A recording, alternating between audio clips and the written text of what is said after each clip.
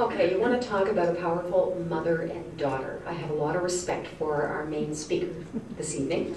Her name is Jan Fox, and I'm not sure, I founded a program that's been running for 18 years on global television. It was in the Edmonton Journal Avenue magazine. It's called Global Woman of Vision. And Jan was our first woman of vision back in 1995, when the women's prison opened. She was the first warden of the brand new prison for women. She's been in government, in corrections, with Corrections Canada for 30 years. And I know, Jan, I always say, you know, over a quarter of a century, and I hear gasps. And just in last October, she left Corrections to be the executive director of REACH Edmonton. And their mandate is to make Edmonton a safer place in which to live and work. And I tell you, Jan is outspoken. She is a champion for rights, and she's just going to take this thing. And we're thrilled to have her. Jan.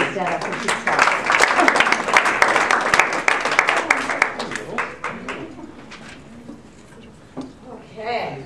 Now, just I want to clarify something. Since you heard that I've been in corrections for 30 years, I started when I was 10 years old. I can't believe that, you know, when you hear yourself introduced that way, it's kind of scary. But you know what, I just want to tell you, I feel very humbled to be here with you today. When I was invited to speak, I said, "Are you sure that you want me?" Because I don't really have anywhere near the grasp of the issues that you people, men and women in this room, have. And so I will share a few comments with you about what REACH does, what we're doing, a little bit about my background. But I'm here mostly to learn from you. And I said to Lesley when I walked in, this just feels like an amazing and wonderful partnership opportunity for REACH Edmonton. So just by a show of hands, how many of you have ever even heard of REACH Edmonton? Yay, oh my goodness. I'm so happy. When I first started this job, everybody said to me, what does it stand for? It doesn't stand for anything, by the way. We're just reaching out to anything. The introduction was about me coming, working for Corrections for 30 years, and the most memorable times when I worked for Corrections was when I was a warden at the Edmonton Institution for Women. Were any of you here then when there was just a little bit of controversy about the Edmonton Institution for Women? Yeah, I learned everything I ever wanted to know about NIMBY. You know what NIMBY is. Not in my backyard. And also about banana, which is build absolutely nothing anywhere near anyone. So I learned that, and I'm so glad to see some friendly faces. Reinhold was on the very first program advisory committee. She actually helped us to hire the first group of staff. It's so amazing to reconnect with you. Great to see you, everyone. But having said that, and although the majority of my career was not spent working in women's corrections, that is where my heart was. The needs of the women who were incarcerated are just so great. These women are so much more high needs and not high risk. And yet you may know that it was so important that we build a women's prison here in Edmonton, because we closed the women's prison in Kingston so women could come closer to their homes. So you would think that we had made great and amazing gains for women, but as I look back, I mean, I'm very proud of what we did at the women's prison, but we still have much farther to go. We still have much more to do for women. And I know that we're here today to talk about women who have made Canada their home, who are new Canadians, and also women who were born and raised here. And also, I think we need to talk about ways that we can work together with our First Nations people, our Aboriginal and Métis women. I don't see too many in the room. I think this is another connection that we have to make.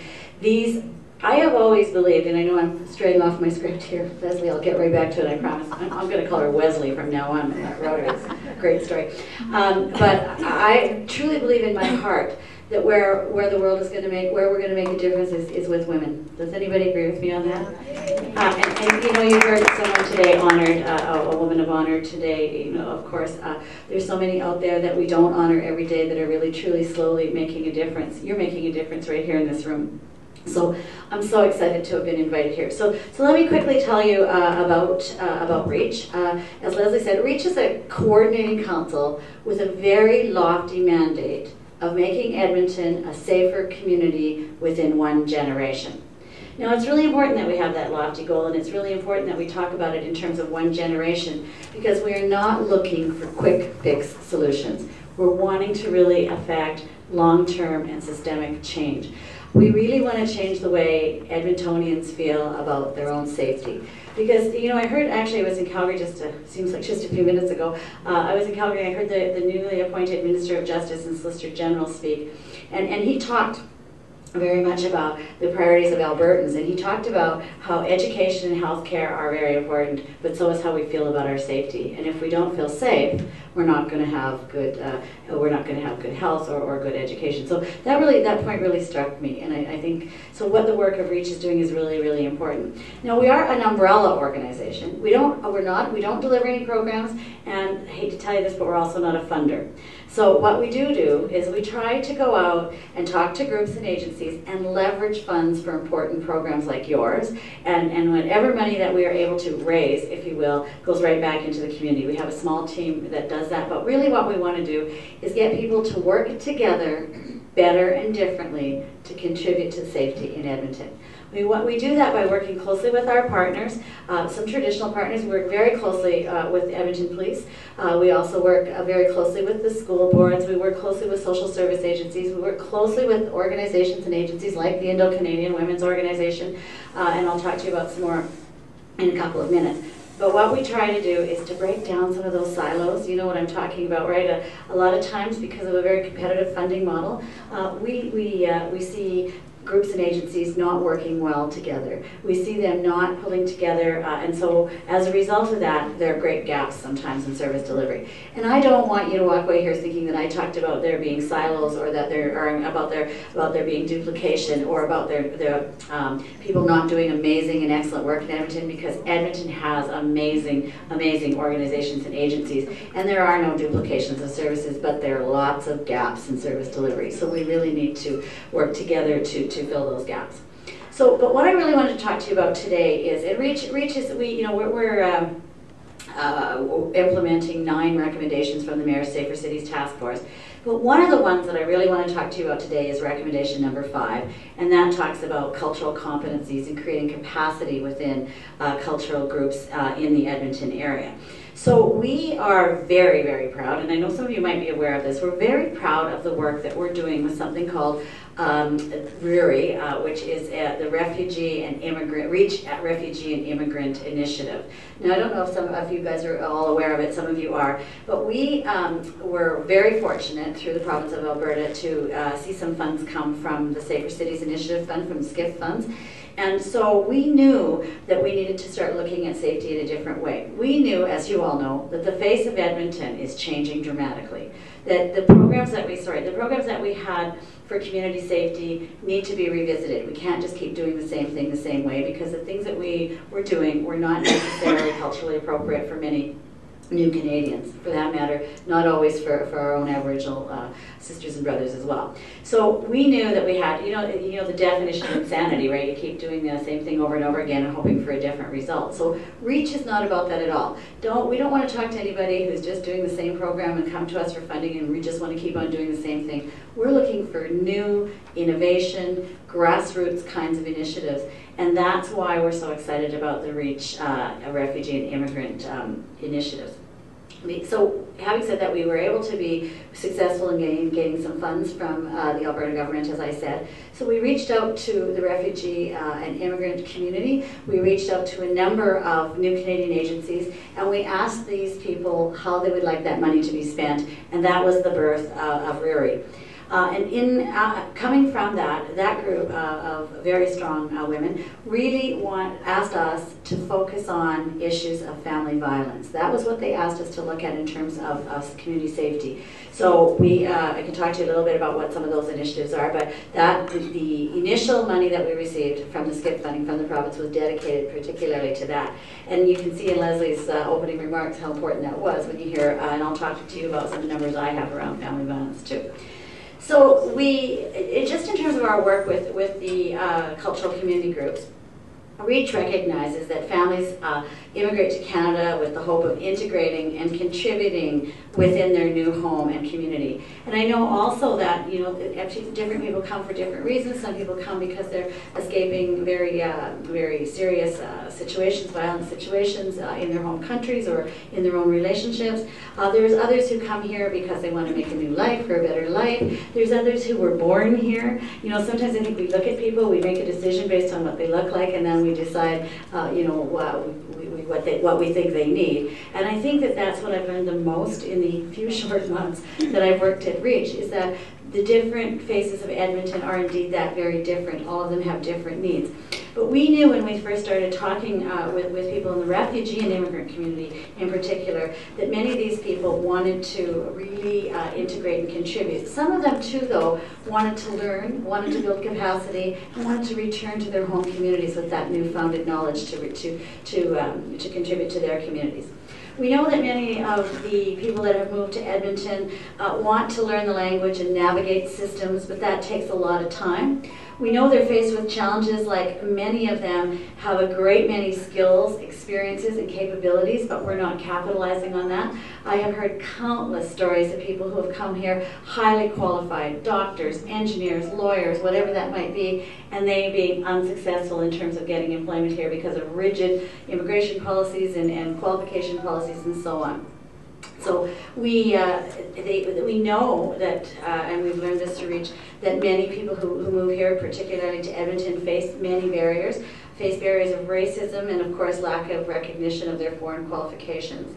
We know too that we want to help them to get them more engaged, particularly in community safety issues, and we've been very successful in that.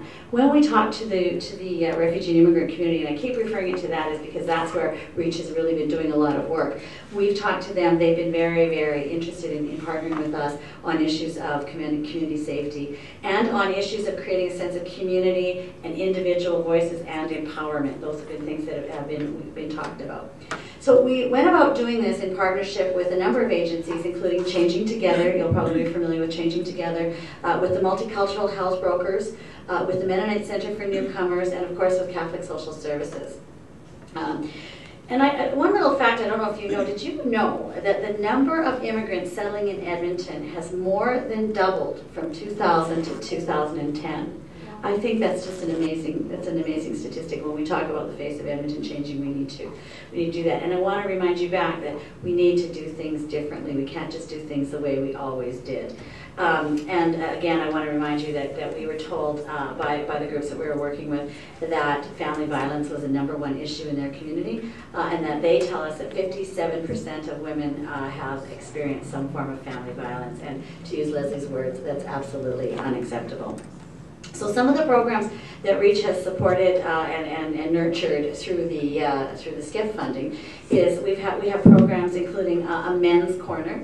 And this is specific to the African community, but African men have come together to openly discuss issues of health, well-being, and adaptational stress and family relations. And what we're learning through our work with this group is that the adaptational stresses of learning the language, stresses of learning the culture, stresses of not being able to get meaningful employment can just accentuate the problems around family violence. We're very proud of the work that we've done. We've done some intensive training and casework support for cultural brokers so they can support families who are experiencing family violence. So we knew that we needed to teach some of our people, our social workers, frontline workers, we needed to teach them about the many different peoples that they were dealing with. We have been actively involved in an infusion of healthy families education into the curriculum for parenting groups in over 8 cultural communities. We believe, of course, as I know you do, that the way to change is through our youth, through youth and families. So we've been active in that. We've been active in the engagement of community leaders through a one-page circular on family violence, which was translated by REACH and its partners into 9 different languages. And I think actually that number is outdated. I think we have significantly more than 9 languages that we've translated it to now. We've been involved in prenatal and parenting support groups. We have been involved in a healing circle for women from Win House. We've been involved in many public speaking presentations around on a wide number of issues.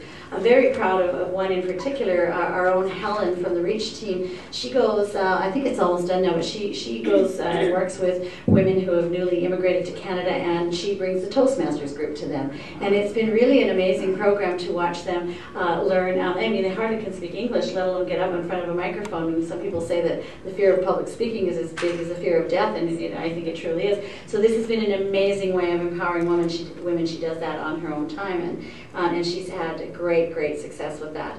Many of you might be familiar with Ajoka Theatre. We were involved as well with that. They created a wonderful play regarding family violence. We believe, as I said, that the young people will make the difference. So REACH has been sponsoring some youth ambassadors, which started with some East Indian and Somali youth. And they've been really showing some amazing leadership capabilities in the community, and that's what we want to do. We really want to build community capacity. The thing about REACH is we want to inspire, we want to get people involved in an activity, but then we want to get out of the way and let you do it yourselves, tell us how you're doing, because we know that the best solutions to community safety are those that are community-based and come from, you know, those conversations that you have around your kitchen tables, or those conversations that you're going to have here today. That's where the best ideas come from, not when we sit on high and try to propose, or impose, I should say, solutions into your community. And I've heard so many hopeful stories around that. I've heard, you know, you think about, I met a young woman, who had come from Somalia. She arrived in Edmonton in January, not this January, because it was a nice January, but the one before that, when it was about 47 below. She was escaping not only, you know, terrible circumstances in her home country, but she was also fleeing an abusive relationship. She lands in Edmonton, doesn't speak the language, she has never seen snow, and can anybody believe what 47 below feels like? She doesn't have a winter coat. She has absolutely nothing. Someone comes along and says, your kids look, you know, they look like they're about 13 and 9. We'll put them in grade, you know, 9 and grade 5 or whatever that might be. So the kids go off to school. And mom stays at home, and she doesn't really quite know what to do, but very early, very quickly, the kids are getting ahead of her. You know what I'm talking about? The kids have learned the language, the kids are a little bit learning the culture, but in her heart, mom knows that these kids are going down the wrong path. Maybe they've, you know, experienced bringing with them the trauma from their country, but she sees that they're going down the wrong path. So she comes to one of our REACH programs. She comes to our schools as hubs, and you might be aware of some of the schools as hubs programs that work in our inner cities, in the school, obviously in the school as a hub, where we have not only after-school programming, but we have programs for moms. We have language programs, we have the Toastmasters program, we have sports programs, all those kinds of things. But she comes to that program, and she, in her broken English, is able to explain to one of our cultural navigators what's going on with her boys. And so one of the cultural navigators, who happens, fortunately, to be from Somalia, interacts with those kids early on and gets them involved in soccer. Turns out they're star soccer players, and they're going all over Alberta now, doing really well. And that was an intervention that got those two young boys from getting involved in a gang or going down the wrong path. So we're really proud of those kinds of things. We know that what REACH does by bringing people together makes us stronger together. It helps us to address issues of poverty and lack of understanding, so on. We know that we have a long way. I'm so glad that there's a representative from Edmonton Police here. They do wonderful work, but we also know that they face challenges. We know that sometimes people have come from countries where the police aren't as well trusted as they are here, where they're seen as an arm of the state. So another wonderful program we have is called Injira. And it is a program that seeks to bring African men, young men, and the police together to do things that are fun, to create mentorship opportunities.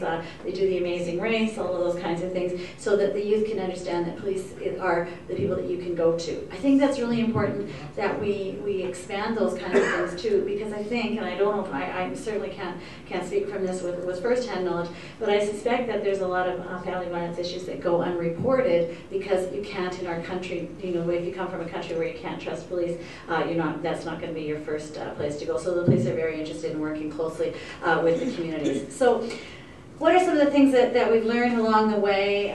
It's so very important that we make the invisible visible in the context of adaptational stresses.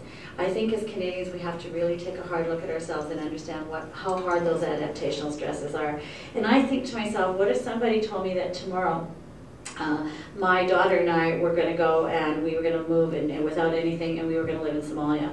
What would happen to me there? I wouldn't know the language, I wouldn't understand the weather, I wouldn't understand the culture, I would have white skin, I would be really lost. And I try to put myself in that context when I think about the challenges that the women and men face.